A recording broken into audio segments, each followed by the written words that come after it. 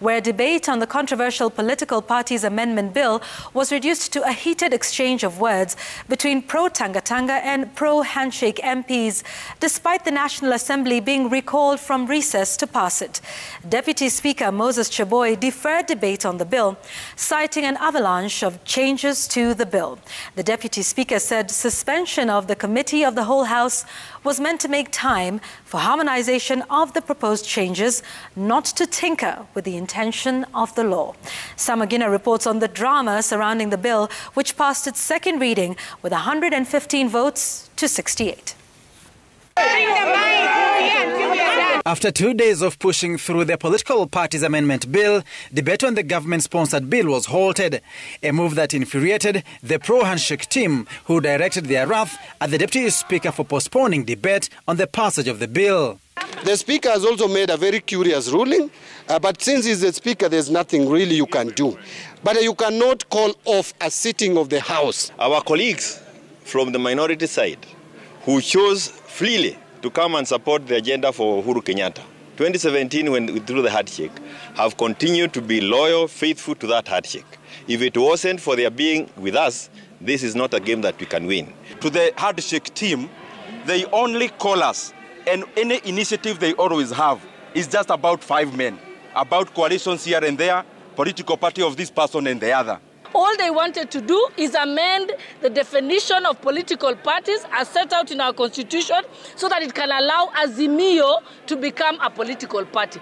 The Political Parties Amendment Bill was the only agenda for the MPs on Wednesday. The House had been recalled to clear and pass the bill before retreating back to its long December holiday. But Speaker Cheboy spoiled the party, pushing debate to the 25th of January 2022.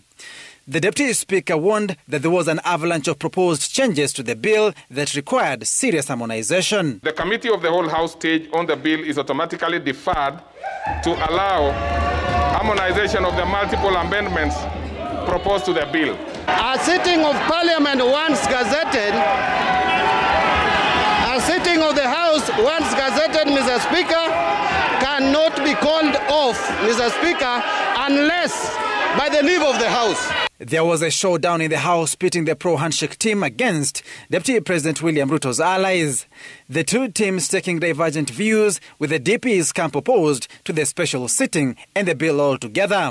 They described the timing and the rush to approve the bill as suspect. We have been told about 150 members supporting a particular cause. Mr. Speaker, you can see when we come to the floor of this House, the members are hardly 20, and that is why they are making noise.